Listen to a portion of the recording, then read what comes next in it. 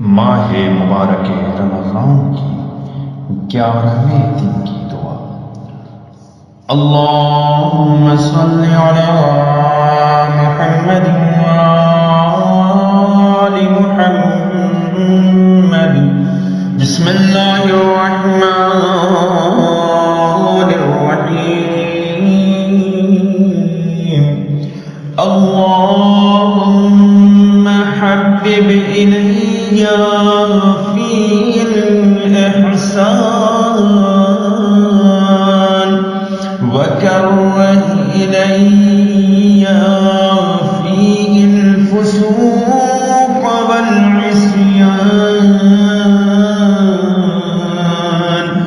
وحرم علي فيه السخط والنيران بعونك يا غياث المستغيثين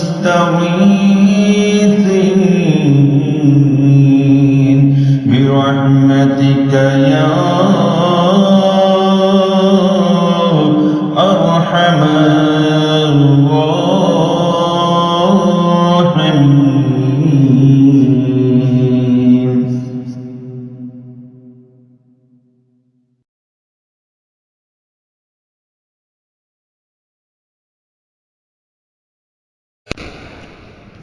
اے میرے اللہ،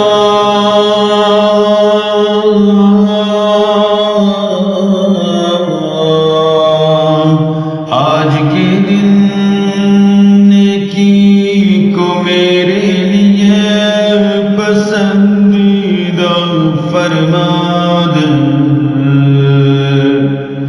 اس میں گناہ بنا فرمانی کو میرے لیے ناپسندیدہ بنا دے، اور اس میں غیظ و غضب کو مجھ پر حرام کر دے، اپنی حمایت سے اے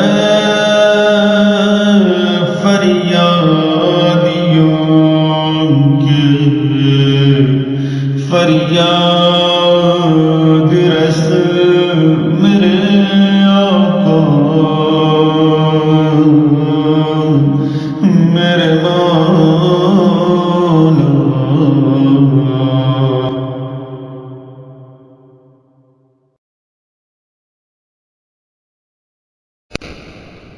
آئیے آج کے دن کی مختصر سی شرح کو بھی ایک نظر دیکھتے ہیں کہ روایتوں اور احادیث کے حوالے سے اور آیتوں میں جو معانی و مفاہیم کو اساتذہ نے، بزرگوں نے، علماء کرام نے بیان کیا ہے وہ کیا ہے۔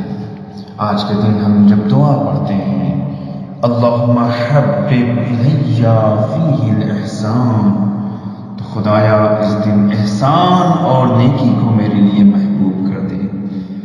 یقیناً احسان حب الہی کے حصول کا ایک ذریعہ ہے، اس سے اللہ تعالی کی مدد اور اس کی نصرت حاصل ہوتی ہے۔ احسان کی وجہ سے اللہ تعالی بندے کو ہلاکتوں سے نجات دیتا ہے، ہر مصیبت سے عافیت بخشتا ہے اور تنگی میں کشادگی عطا کرتا ہے، مگر احسان کا دار و مدار انسان کی نیت پر ہوتا ہے۔ اگر انسان کسی نیک عمل کو انجام دے اور اس کا مقصد اس کی نیکی خدا کی رضا کو حاصل کرنا ہے تو وہ احسان خدا کی بارگاہ میں قابل قبول ہے، جیسا کہ خداوند عالم فرما رہا ہے من اسلم وجهه للہ فهو محسن فله اجره عند ربه ولا خوف علیہم ولا هم يحزنون۔ سورہ بقرہ کی آیت نمبر 112۔ جو شخص اپنا رخ خدا کی طرف کر دے گا اور نیک عمل کرے گا، اس کے لیے پروردگار کے یہاں اجر ہے اور نہ کوئی خوف ہے نہ حزن۔ اور اگر انسان کسی نیک عمل کو انجام دے اور اس کا مقصد ریاکاری ہو تو اس کو اس عمل کا کچھ بھی اجر اور ثواب ملنے والا نہیں ہے، کیونکہ یہ وہ افراد ہیں جو شیطان کے ساتھیوں میں سے ہیں، جیسا کہ خداوند عالم ارشاد فرما رہا ہے: ينفقون أموالهم رئاء الناس ولا يؤمنون بالله ولا باليوم الآخر ومن يكن الشيطان له قرينا فساء قرينا۔ سورہ نساء کی آیت نمبر 38۔ اور جو لوگ اپنے اموال کو لوگوں کو دکھانے کے لیے خرچ کرتے ہیں اور اللہ اور آخرت پر ایمان نہیں رکھتے ہیں، انہیں معلوم ہونا چاہیے کہ جس کا شیطان ساتھی ہو جائے وہ بدترین ساتھی ہے۔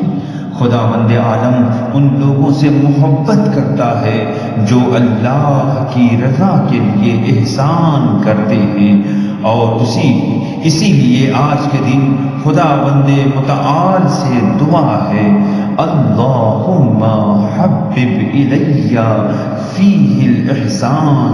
خدایا اس دن احسان اور نیکی کو میرے لیے محبوب فرما۔ اگر کوئی شخص گناہ کا مرتکب ہوتا رہے اور اس کو بار بار کرتا رہے تو اسے فاسق کہتے ہیں، اور جب انسان فسق اور گناہ سے دور ہوتا ہے تو اس وقت وہ ہدایت کے لائق ہوتا ہے اور سعادت تک پہنچ سکتا ہے، جیسا کہ خداوند عالم ارشاد فرما رہا ہے: وَكَرَّهَ إِلَيْكُمُ الْكُفْرَ وَالْفُسُوقَ وَالْعِصْيَانَ أُولَٰئِكَ هُمُ الرَّاشِدُونَ۔ سورہ حجرات کی آیت نمبر 7۔ فسق اور معصیت کو تمہارے لیے ناپسندیدہ قرار دے دیا ہے، اور در حقیقت یہی لوگ ہدایت یافتہ ہیں۔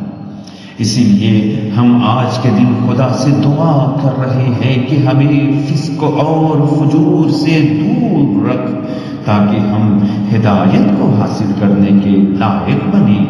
وَكَرَّهَ إِلَيَّ فِيهِ الْفُسُوقَ وَالْعِصْيَانَ، اور فسق اور فجور اور عصیان کو ناپسندیدہ کر دے۔ اللہ کے عذاب سے وہ لوگ محفوظ ہیں جن لوگوں نے اللہ کا شکر ادا کیا اور اس پر ایمان لے کر آئے، جیسا کہ وہ خود فرما رہا ہے: ما يفعل الله بعذابكم ان شكرتم وآمنتم وكان الله شاكرا عليما۔ سورہ نساء کی آیت نمبر 147۔ خدا تم پر عذاب کر کے کیا کرے گا اگر تم اس کے شکر گزار اور صاحب ایمان بن جاؤ، اور وہ تو ہر ایک کے شکریہ کا قبول کرنے والا اور ہر ایک کی نیت کا جاننے والا ہے۔ اس آیہ مبارکہ کی روشنی میں جو لوگ اللہ پر ایمان لے کر آئے اور جنہوں نے اللہ کا شکر ادا کیا، ان پر اللہ کا عذاب نازل نہیں ہوگا۔ اسی لیے ہم آج کے دن خدا کی بارگاہ میں دعا کر رہے ہیں: وَحَرِّمْ عَلَيَّ فِيهِ السَّخْطَ وَالنِّيرَانَ بِعَوْنِكَ يَا غِيَاثَ الْمُسْتَغِيثِينَ۔ اپنی مدد سے اے فریاد کرنے والوں کے فریاد رس، اے فریاد کرنے والوں کے فریاد رس، یقیناً بہت ہی بہترین موقع ہے اور بہت ہی اچھا وہ موسم ہے کہ ہم خداوند متعال کی بارگاہ میں حاضر ہوں۔ اسی لیے مرحوم آیت اللہ مجتہدی رحمت اللہ علیہ فرماتے ہیں کہ خدایا مجھے اچھے کاموں کی توفیق عطا فرما، گناہ اور برائی سے مجھے نفرت ہو جائے۔ خدایا توفیق دے کہ ہم اچھے کام کریں، جیسا بھی ہو، کم ہو زیادہ ہو، ہم نیک کاموں کے کو انجام دینے سے اس میں لذت حاصل کریں، احسان کرنے میں ریا نہ کریں، تاکہ روز قیامت ہمیں ان نیک کاموں کا اجر مل سکے۔ آپ مزید فرماتے ہیں کہ بہترین اچھائی اور نیکی یہ ہے کہ اپنے فقیر رشتہ داروں کی مدد کی جائے۔ بعض اپنے مستحق رشتہ داروں کی مدد نہیں کرتے اور دوسروں کی مدد کرتے ہیں۔ مرحوم آقا بنوجردی رحمت اللہ علیہ دوسرے شہر میں مدد بھیجنے کے متعلق احتیاط فرماتے تھے اور فرماتے تھے کہ اگر تمہارے شہر میں مستحق افراد موجود ہوں تو دوسرے شہروں میں کمک بھیجنا یا مدد بھیجنے میں اشکال ہے۔ بعض مراجع نظام بھی قائل ہیں کہ فطرانہ یا فطرہ وغیرہ اسی شہر کے مستحق افراد میں تقسیم کیا جانا چاہیے۔ آپ فرماتے ہیں کہ حدیث میں ہے کہ تم میں سے بہترین وہ ہے جو کھانا تیار کر کے دوسروں کے گھروں میں پہنچائے۔ مرحومین کے نام پر کھانا دوسروں کے گھروں میں پہنچانا چاہیے، اس سے مرحومین کی ارواح ہم سے راضی اور خوش ہوتی۔ ہرگز خود کو نیک شمار نہ کرو اور نماز تہجد میں خدا سے یہی دعا مانگو کہ تم ابھی برے ہو۔ امام سجاد علیہ السلام دعائے ابو حمزہ ثمالی میں ارشاد فرماتے ہیں کہ خدایا کیا تیرے بندوں میں کوئی مجھ سے بھی زیادہ برا ہوگا؟ اللہ اکبر۔ اور اس کے بعد استاد اخلاق فرماتے ہیں کہ خدایا اپنا غضب اور آتش جہنم کو مجھ پر حرام قرار دے دے۔ جہنم کی بہت سی مصیبتیں ہیں، انشاءاللہ جو بھی امیر المؤمنین علیہ السلام اور اہل بیت اطہار علیہ السلام کی محبت کو اپنے دل میں رکھتا ہوگا اور اس دنیا سے چلا جائے تو جہنم نہیں جائے گا۔ امام صادق علیہ السلام فرماتے ہیں کہ اپنے ایمان کو اپنے ساتھ لے کر آنا، ہم تمہاری شفاعت کریں گے۔ آپ فرماتے ہیں کہ قرآن میں شفاعت ان لوگوں سے مربوط ہے جو ایمان کے ساتھ اس دنیا سے جاتے ہیں۔ قرآن میں 2 قسم کی شفاعت موجود ہیں۔ خدا کے اذن سے بعض لوگ جو ایمان رکھتے ہیں انہیں شفاعت ملے گی، لیکن جو ایمان نہیں رکھتے شفاعت ان کے شامل حال نہیں ہو سکتی۔ آپ مزید فرماتے ہیں کہ تیری مدد کے صدقے اے خدا، اگر خدا مدد نہ کرے تو اس دعا کے مضمون کو حاصل نہیں کر سکتے۔ ہمیں عمل کرنا چاہیے اور اگر 1 قدم خدا کی طرف بڑھاتے ہیں خدا 10 قدم تمہاری طرف آتا ہے۔ اس لیے خدا سے رابطہ قائم کرو۔ مسجد اور حرم مبارک میں جانے سے خدا سے رابطہ برقرار ہوتا ہے۔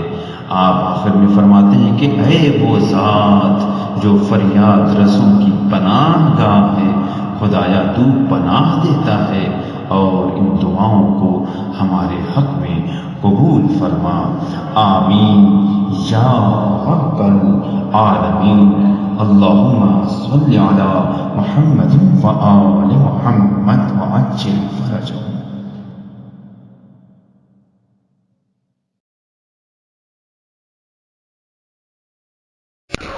آئیے آج کے دن کے جو ثواب کو ذکر کیا گیا ہے اسے بھی دیکھتے ہیں کہ ماہ مبارک رمضان کے 11ویں دن کا ثواب کیا ہے۔ حضرت رسول خدا صلی اللہ علیہ وآلہ وسلم فرماتے ہیں کہ خداوند عالم 11ویں دن تمہارے لیے 4 حج اور عمرہ کے ہر حج انبیاء میں سے کسی نبی اور ہر عمرہ صدیق و شہید میں سے کسی ایک کے ساتھ انجام دیا ہو، خدا اس کا ثواب تمہیں عطا کرتا ہے۔